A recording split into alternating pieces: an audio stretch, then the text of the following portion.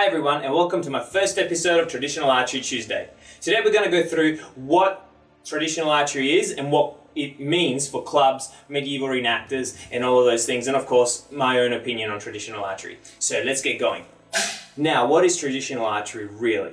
For me, traditional archery is any bow that goes from prehistoric times, piece of wood and a stick and a string, all the way to medieval war bows from England, from China, from Mongolia, all of those places. So this type of bow, which is a Korean style bow, it has the exact same shape when strung as a Korean war bow in medieval times.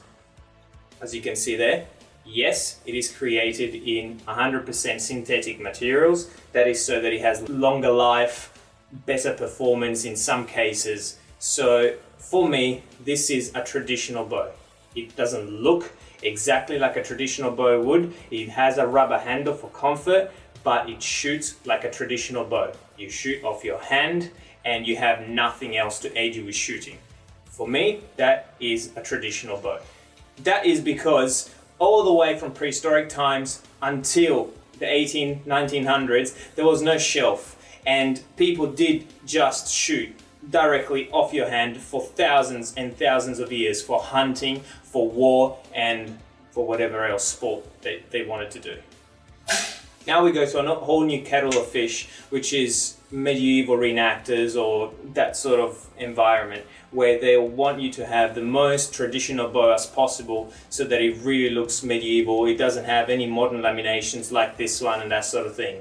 But you have to be careful because some clubs also don't want bows to be laminated with fiberglass on top of the limbs, which is extremely hard to find in Australia, especially because customs don't let you bring them in without having a sealed wood.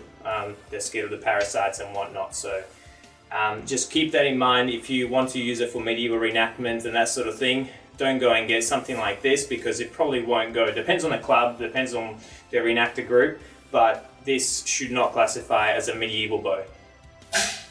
Now going back to this style of bow, a deflex reflex bow, and it's called that way because it comes down and then it goes back up on the ends.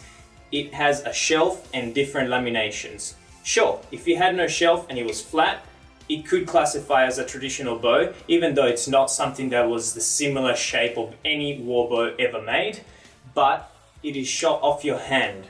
So you have nothing to always give you that similar type of shooting place. You can move your hand around. It's a different type of shooting, and that to me classifies as traditional. Of course, I don't hold any grudges against anyone shooting this type of bow. It's a lot of fun. It's awesome for so many different users, but real traditional, if you want to get into that, in my opinion, it is not.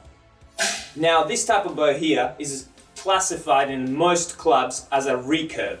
Yes, you're not shooting it with sights or with shelves, as I was saying before, but they will most likely put you in a non-traditional selection, shooting with all the recurve shooters, which will mean that you will most likely go against people that have stabilizers, takedown bows, laminated bows, and all that sort of thing. So in a lot of cases, make sure that you know what your club that you're shooting at wants and needs for the required selections.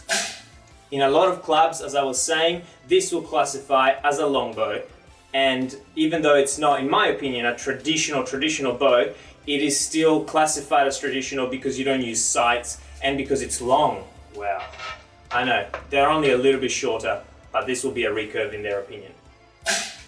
Something that always gets talked about in traditional archery is the type of arrow used. Now, there are bum boot arrows, like this one, that, yes, are traditional because they look, wood, and they have feathers and a metal tip. Of course, you can't expect people these days to go to a competition for traditional archery and use iron-made heads and fletching with sinew from intestines to keep it all together and the horn bit at the top to make a knock. You can't be that rigid on rules. So this type of arrow, I believe, in my opinion, so long as it's an arrow with some feathers, not plastic, and a head, is traditional. If it goes to carbon and aluminium, like this sort of arrow, it's still is a traditional arrow because it shoots very similarly to a bamboo arrow. Of course, it's a lot straighter and it doesn't break as easy, but why should that be shunned away from being used in a traditional archery competition? We are in the new age, not in the old age. So having said that, aluminium, it's not traditional, but in my opinion, it could be used in traditional shoots because it still is an arrow with feathers. It doesn't have a self-knock because that you can't really have in a aluminium bow. It has a plastic knock, but it shoots exactly the same as a wooden or bamboo bow, arrow, but of course it has different characteristics. So if you want to really get picky and if you're doing a reenactment or that sort of thing, definitely use bamboo or wood. But for competitions, I don't see any reason why you shouldn't be allowed to use a metal, aluminium, carbon sort of arrow.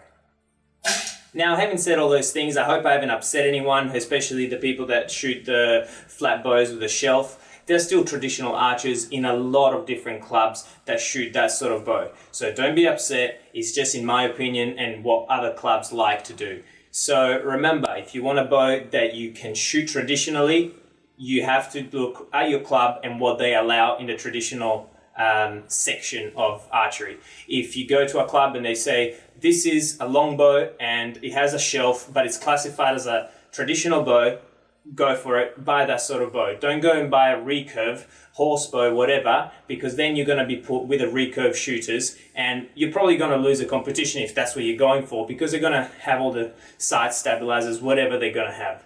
So just make sure you know the situation, what to use and when, and go for it. All right, everybody, thank you very much for watching my first episode of Traditional Archery Tuesday. I hope you liked it, and remember to subscribe and like the video as much as you want and share it around, whatever you would like. So next week is going to be episode number 2, where we're going to talk about all the different types of traditional bows that I know of.